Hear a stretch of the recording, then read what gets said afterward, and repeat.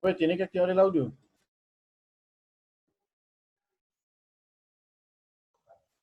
Listo, perdón. Resulta que acá estamos hablando de que hay analíticos o numéricos. Entonces, digamos que analíticos son en donde la explicación es una ecuación o algo con texto, ¿sí? O sea, donde es esa forma de explicación. Y eh, ya los modelos matemáticos que muestran relaciones entre números. Ya sabemos que pues un aparato matemático está hecho para que el resultado sea un valor numérico, que ese valor numérico nosotros le damos una representación, ¿cierto? Digamos que entonces ahí están ya los temas. Perdón, que acá también hay, Álvaro se había quedado dormido. Me había dado cuenta que ya estamos acá en la clase. Listo. ¿Qué sucede ahora, muchachos? Hay un tema muy importante que tiene que ver con la simulación. ¿Qué es la simulación, muchachos? Ya una simulación es una técnica de análisis basada en experimentación sobre un modelo de sistema.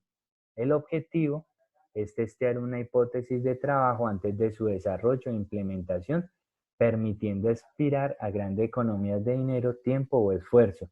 O, por ejemplo, en el caso de lo que estamos viviendo nosotros para poder tomar decisiones de salubridad. La simulación es ese proceso que uno diseña y desarrolla el modelo de un sistema o proceso real para conducir experimentos con el propósito de entender ese comportamiento del sistema, evaluar las variables dentro de unos límites impuestos por un criterio o un conjunto de criterios para la operación. Entonces les explico acá así en palabras castizas. En una simulación, o sea, una simulación no va a salir de magia, ¿ya? Para realizar una simulación, yo debo saber cómo es el comportamiento de ese tema en la vida real. Y debo tener conocimiento de cómo se comporta también en ciertas situaciones para yo poder saber si mi proceso está bien o está mal. Porque imaginen yo hacer un proceso de una simulación, ¿cierto? Y yo hago el proceso de la simulación y doy resultados y todo, y me equivoqué en algún criterio y esos resultados no son los que... También está presente. Entonces digamos que ahí tendría uno un inconveniente, ¿cierto? Entonces también se debe conocer el sistema. Por eso les digo, no sale del azar. ¿Qué sucede, muchachos? Que entonces digamos, yo sé que un proceso tiene un comportamiento y que el comportamiento está dado por tal gráfica y esa gráfica ya alguien hizo el trabajo y es una operación matemática. Entonces, ¿qué pasa? Yo hago una simulación, le agrego valores de entrada y me da a dar unos valores de salida. Como yo sé que esa es la ecuación que se utiliza y ese es el método, pues ya puedo tomar decisiones y decir, no, pues en base a esa ecuación y ese planteamiento que dio otra persona o que tenemos nosotros, tomamos una decisión, ¿cierto? Puede ser un aparato matemático. También puede ser, digamos, una herramienta matemática, pero que lo dio la experiencia. ¿Cómo así? Que lo dio la experiencia. Pues usted con el histórico que tiene de los datos de algún suceso, con ese histórico, pues también puede hacer un modelo. ¿Sí me hago entender? Pasa mucho en el tema de comercio. Entonces las personas pueden decir número de ventas según el mes. Entonces tengo número de ventas según el mes y tengo las ventas de 5 años. Entonces yo con las ventas de 5 años y teniendo todos esos datos y a través de estos modelos de simulación, yo podría tratar de deducir cuánto voy a vender el siguiente mes o cuánto voy a vender los siguientes 3 meses. O sea, voy a poder hacer una proyección. ¿Listo? ¿En qué se va a basar él? Pues en datos estadísticos. que fueron los valores anteriores que ustedes tuvieron de un proceso real donde estuvieron tomando datos. Entonces, por eso les digo, esa simulación se puede hacer por un aparato matemático que por allá un genio hizo y dijo eso ya se comporta de esa forma, o porque yo a través de la experiencia recopilé una serie de datos y con esos datos puedo tomar decisiones. ¿Listo? Muy bien. ¿Qué pasa, muchachos? Para yo poder realizar un proceso de simulación, debo tener una serie de pasos que son necesarios para poder hacer el modelo, o si no, no voy a poder hacer el modelo. Entonces, el primero es la definición del sistema. Yo debo definir el sistema. ¿Listo? ¿Cómo lo hago? Con el conocimiento que tengo de lo que voy a hacer. Otra cosa que yo debo colocar es que deben haber restricciones. Normalmente deben haber restricciones, ¿ya? Esas restricciones nos van a ayudar para que los datos tengan un comportamiento que sea real. Vamos a tener unas variables que van a interactuar dentro del sistema. ¿Qué pasa, muchachos? Me voy, digamos, al ejemplo de las ventas. No es lo mismo las ventas cuando el día es soleado que cuando el día es lluvioso, ¿cierto? Y no va a hacerlo, y no va a afectar lo mismo el clima si yo vendo helados a si yo vendo almuerzos. A pesar de que sea comida, no van a tener la misma influencia. ¿Listo? Entonces, la lógica me dice, si el día es soleado, es más probable que se vendan helados. Si el día es frío, es más probable que yo venda café o unas bebidas calientes. Entonces, esa es la forma en que interactúan las variables dentro del sistema. Yo también debo saber cómo interactúan esas variables. ¿Listo? Y tener en cuenta los resultados que se esperan del estudio. Usted también, como tiene un conocimiento previo de lo que está realizando, pues también tiene que saber qué valores de resultados están dentro de la lógica. Entonces, les sigo con el ejemplo. Usted está haciendo un modelo para saber si el señor que vende Vive 100 ahí en el semáforo, vamos a calcularle cómo le va a ir el otro mes. Un ejemplo. Entonces usted consulta, listo, ya consulté, según el estado del tiempo, que el estado de tiempo de nosotros es pésimo, pero vamos a suponer que es bueno, nuestros elementos para calcular el clima, yo no sé por qué por acá son tan malos. Dice que el otro mes va a ser soleado la mayoría de los días. Listo, entonces el man vende helados y usted ya tiene un dato, ¿sí? Que es aleatorio, no es a decisión, sino, pero le están diciendo que tiene tanta probabilidad que dentro del mes sea soleado. Entonces usted, todos esos son los valores que va a ingresar al sistema. Y si a usted le da en el sistema que va a vender menos helados, pues usted ya dice algo está fallando en el modelo, porque si es soleado, este señor debería vender más helados. Listo. ¿Dudas hasta ahí?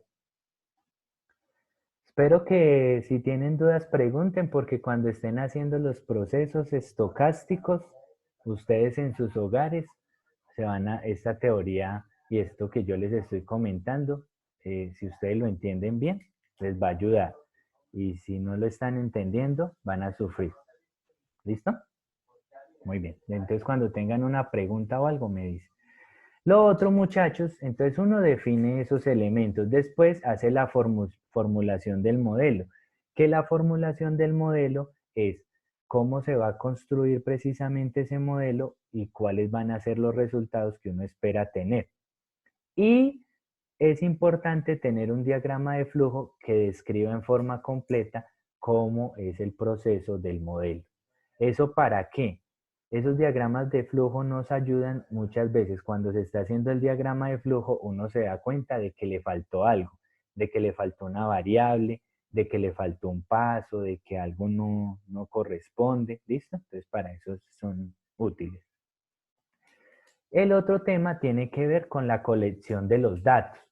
Entonces, definir con claridad y exactitud los datos que el modelo va a requerir para producir los resultados deseados.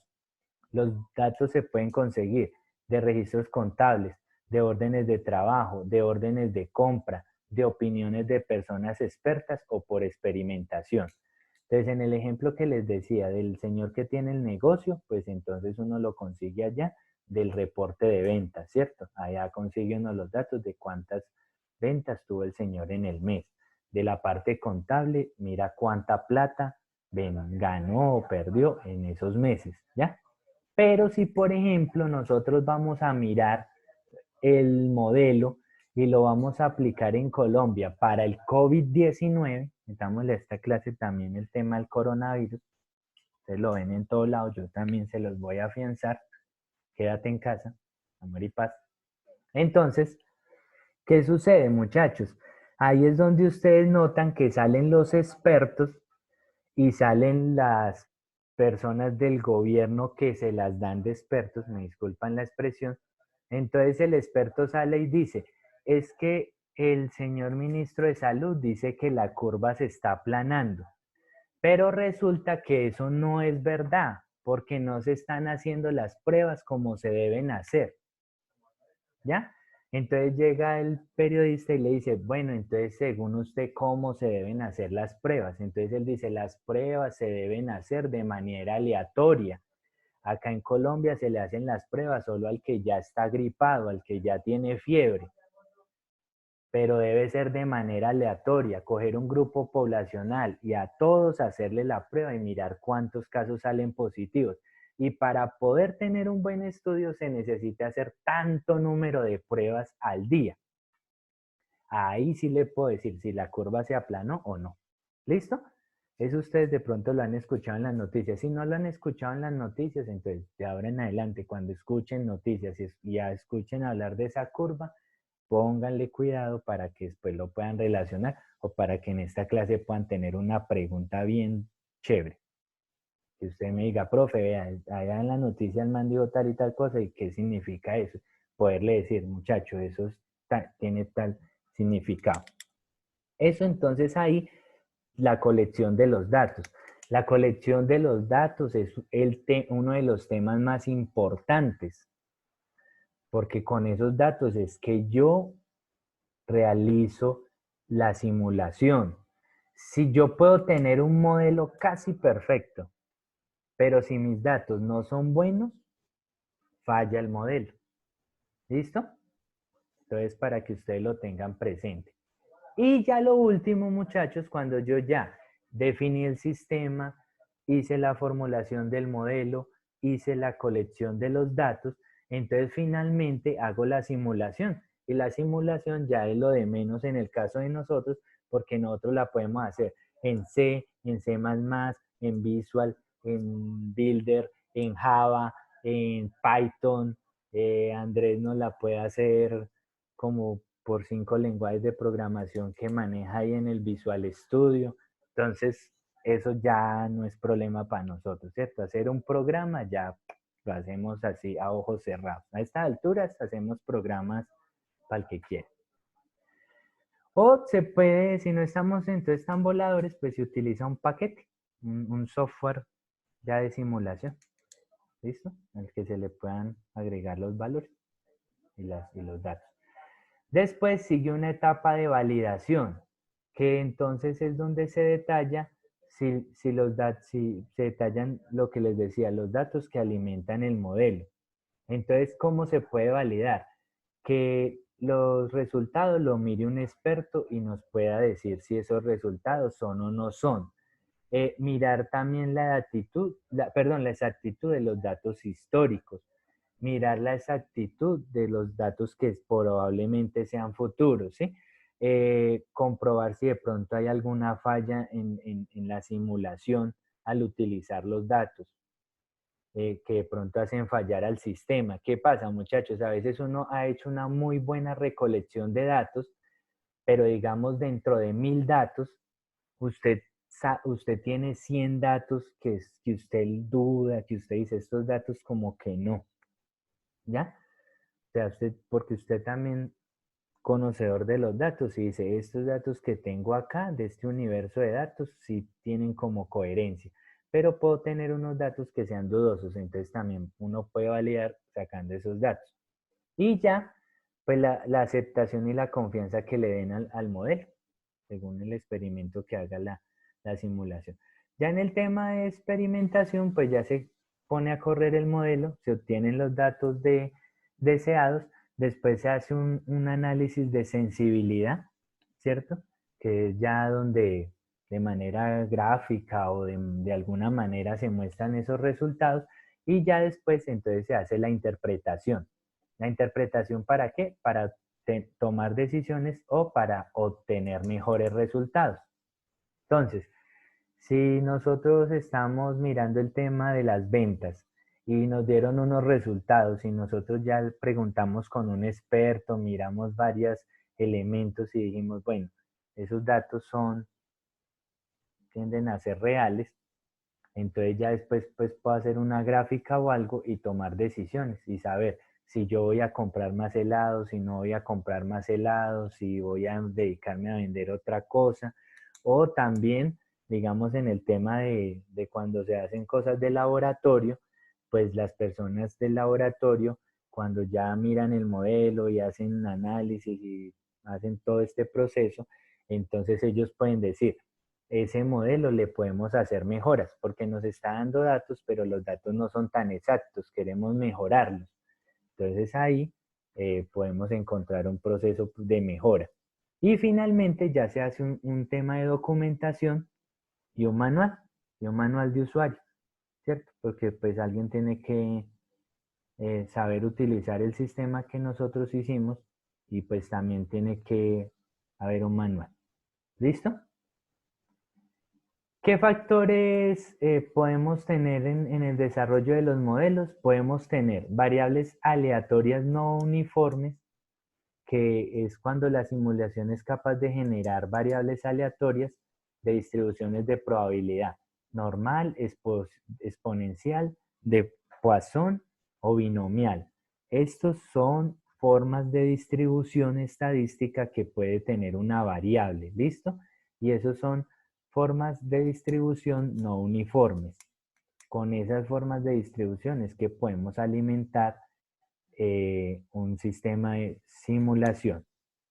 Y segundo, un software. Desarrollar un código de fuente para los estudios o comprar un software. ¿Listo? Y también tenemos un tema que es la generación de números aleatorios con Excel, que es la función aleatorio. Y también la función aleatorio en Excel tiene función aleatorio entre margen inferior y margen superior. Este tema de la función aleatoria, muchachos, es muy importante, muy importante. ¿Por qué?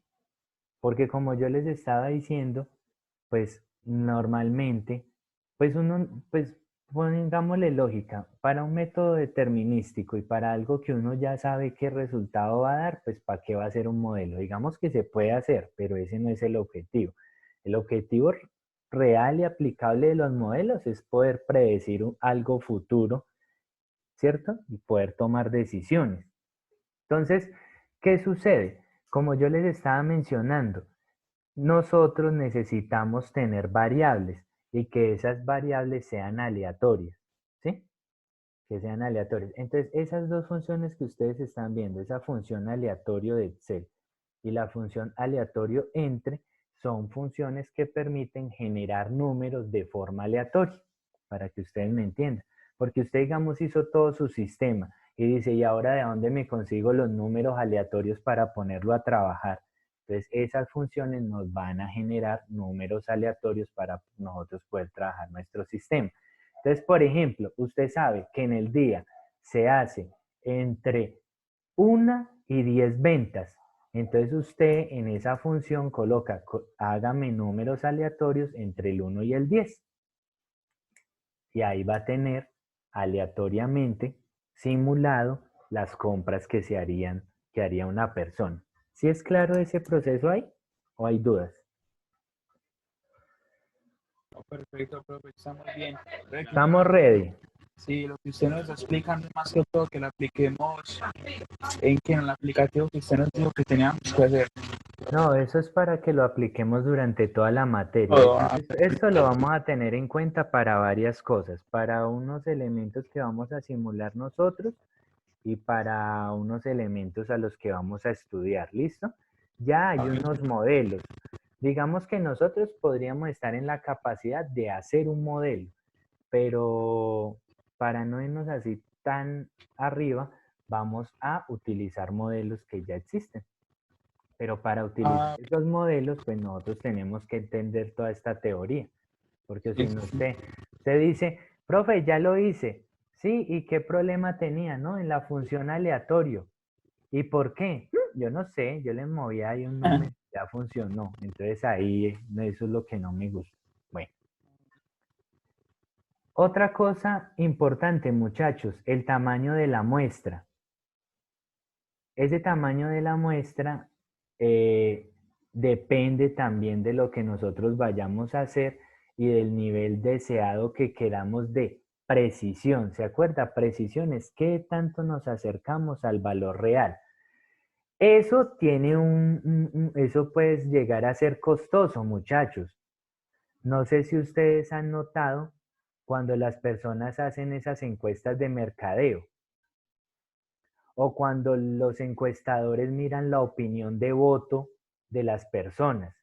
Esas encuestas y eso que se realiza vale mucho dinero, es muy costoso. ¿Por qué? Porque se realizan de cierta forma y con ciertas técnicas supuestamente que garantiza de que los datos son fidedignos. ¿Ya? Entonces, eso es lo importante de los datos. No siempre entre más muestras tenga yo va a ser más exacto el sistema, pero normalmente si pasa eso, entre más datos tenga yo, pues voy a poder tener una simulación de un sistema más cercano a la realidad, aunque no siempre se cumple eso. Y lo otro ya es el diseño de experimentos. Ya uno también puede, digamos, experimentar y ya mirar cuáles son los comportamientos y a partir de eso hacer un modelo, ¿sí? Entonces, les pongo un ejemplo. Una profesora dice, muchachos, miren esta carpeta es obviamente de color verde y cada vez que una persona entra a la clase, de los que lleguen tarde, cuando yo a alguien le pregunte de qué color es esta carpeta, va a decir que es roja. No importa que sea verde, va a decir que es roja. ¿Listo?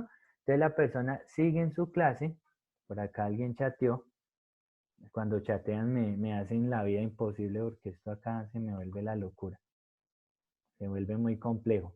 Ah, bueno, que Julián vio ese video anoche. Listo. Entonces, Julián que vio el video, ¿Julián tiene audio? No, pues si chateó debe ser que no tiene audio, ¿cierto? Es lo más probable, o si tiene audio. Hable entonces, Julián, Está hermano. silenciado. ¿Yo lo silencié? No, No, él. no, vea ahí.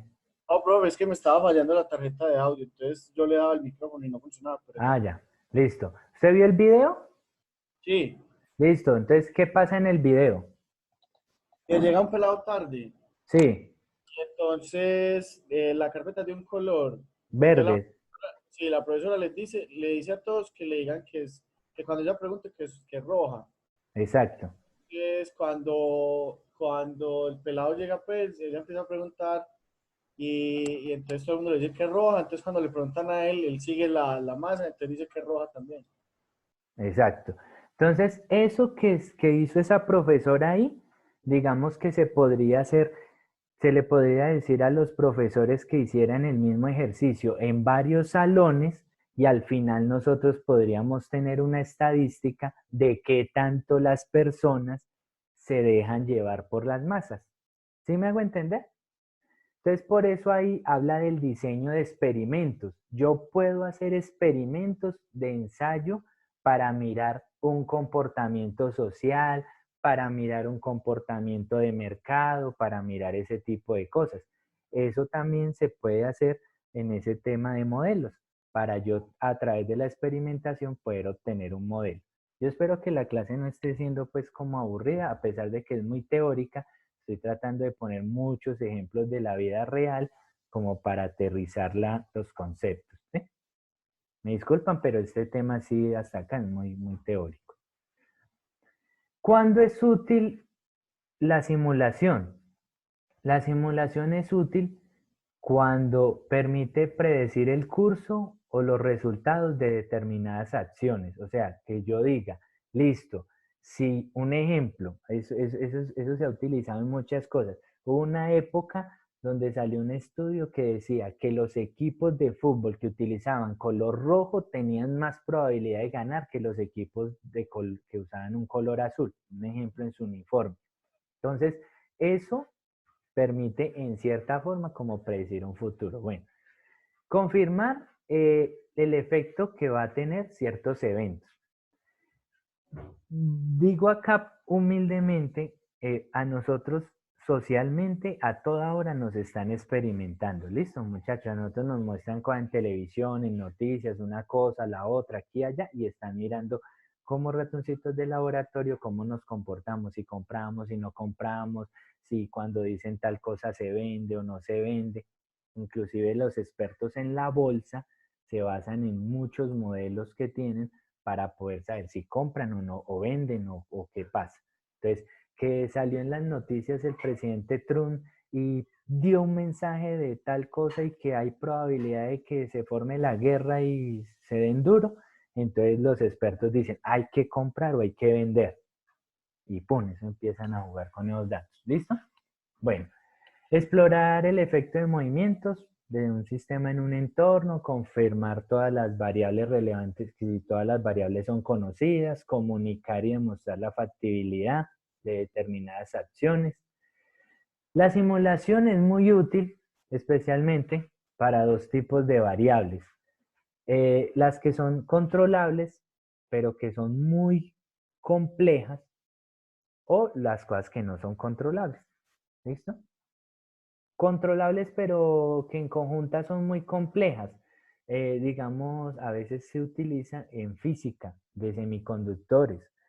Se tienen todas las ecuaciones matemáticas, pero cuando se va a mirar un experimento como tal, ese boleo de ecuaciones y todo eso unido se vuelve muy complejo. Entonces dicen, no, pues experimentemos varias veces y más bien hacemos la analítica de los datos. ¿Listo?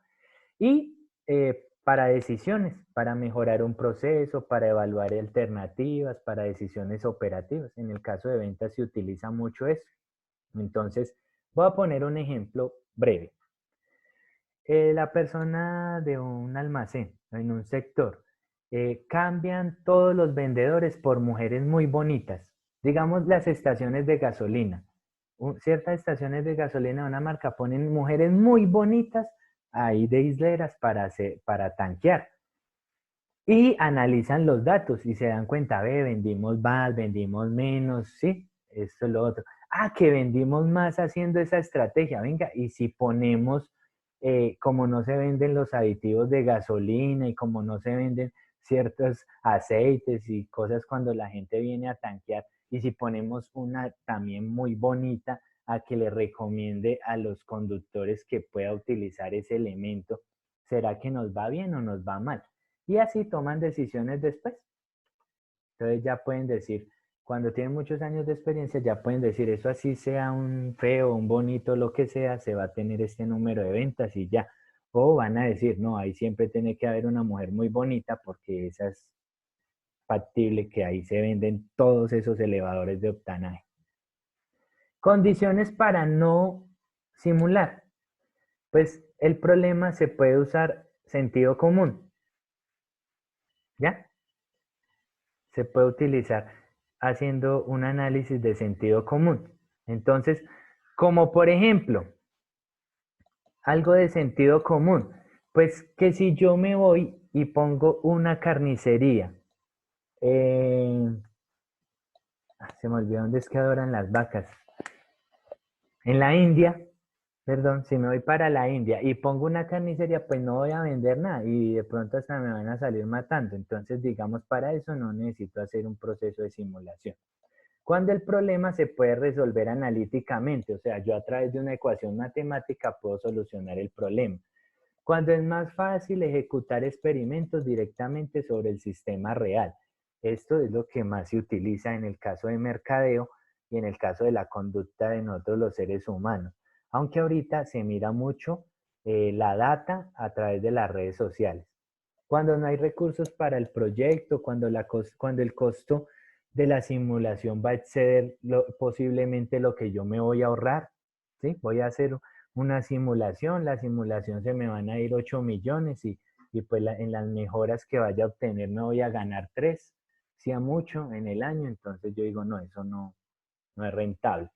Cuando no hay tiempo para poder implementar los modelos, cuando no hay información para yo poder alimentar mi modelo, cuando el modelo no puede ser verificado, o sea, yo monto un modelo pero no tengo un experto o yo mismo no puedo decir, sí, esos datos que está arrojando el modelo pueden ser unos datos reales, cuando las expectativas del modelo no pueden ser alcanzadas, o sea, que ya de antemano sabemos que lo que queremos lograr no tiene mucha lógica, y cuando el comportamiento de un sistema es exageradamente complejo o no se puede definir. ¿Listo? Acá, muchachos, ustedes van a encontrar ya las aplicaciones de la simulación, pues las pueden leer, tienen varias aplicaciones, esa diapositiva si la pueden mirar ya por su cuenta, y finalmente tienen esta actividad. ¿La actividad cuál es, muchachos? Ustedes van a investigar qué es el método de Monte Carlo. Van a mirar el concepto, las características y van a averiguar, van a buscar 2 ejemplos donde se puede aplicar. Ojo, no estoy diciendo usted debe conocer el aparato matemático o la forma exacta en que se aplica el modelo de Monte Carlo, no. Usted va a saber el concepto, va a saber cuáles son las características de ese modelo y va a poner 2 ejemplos de aplicación. Eso lo van a realizar y lo van a tener guardadito para el tema de seguimiento, ¿listo? Pero como yo soy un profesor tan buena gente, ya en la plataforma están los videos y la información de qué es el método. Entonces ya está para que ustedes los miren, tengan una idea clara y si quieren profundizar lo puedan hacer a través de la red. ¿Listo? Ok. Ahí ya está todo ready, muchachos, como dice nuestro amigo Andrés. Antes de que se me pasen estos 5 minuticos, entonces voy diciendo acá aleatoriamente, no mentira, esto es secuencialmente. Lozano, Álvaro, listo, ready. Mónica, ready. Julián Esteban, ready. Andrés Felipe, ready. Rincón Marín, Diego, Dieguito, listo. Dieguito está desde la distancia en algún lugar oculto del cosmos, también ready. Johnny Erney. ¿Johnny está por acá? Sí, sí, estoy acá. Bueno, niño. Sebastián. Claro. ¿Listo, Sebas? Y Judy, que también está ahí. Yo la vi ready, Pronto una conectada. preguntita. ¿En un Wordcito Señor. hacemos eso? Sí, ustedes lo hacen en un archivo de Word. Es algo sencillo. Sí, es el concepto. Saber cómo es el método, que entiendan el método y 2 ejemplos de aplicación. O sea, que usted puede decir, ese método de Monte Carlo lo han aplicado en tal cosa y lo han aplicado en tal otra cosa. Es netamente teórico el proceso, ¿listo? Sin embargo, muchachos, hay algo muy chévere. En esos videos explica, pues para mí, exageradamente claro el asunto. O sea, para mí, si uno mira eso, no, mentira, no voy a decir eso. Pero digamos que es muy fácil, está muy así dummies. Entonces los invito para que lo miren y el compañero hacker del grupo para que porfa en esos videos o el que pueda hacerlo, hay un paquete que se llama Rich. Me gustó mucho, es porque es un complemento que se le puede agregar a Excel y ese elemento permite realizar simulaciones con ese método en Excel. Entonces me pareció muy chévere, o sea, le puede meter usted una distribución binomial, le puede meter una distribución normal, no, yo lo miré, Ahí en el video ustedes lo pueden ver y muy chévere. Entonces, qué bonito podría ser que lo pudiéramos tener y hacer nosotros simulaciones de cosas. ¿Listo? Listo, muchachos, ya no los molesto más. Les agradezco a todos por su muy buena disposición en la clase, por estar atentos. Les pido excusas porque la clase de hoy fue así como teórica, pero ustedes entenderán que esas teorías se necesitan porque son las bases para que ustedes puedan entender lo que vayan a leer o los videitos que vayan a observar. ¿Listo? Se les aprecia mucho y por favor se me cuidan demasiado. Hoy es viernes, pero ya el cuerpo ni lo percibe. Listo, profe. Profe, muchas gracias. Hasta luego. Listo, muchachos. Que Luego. estén muy bien. Hasta luego. Gracias, profe. Hasta luego. Hasta luego, que estén muy bien.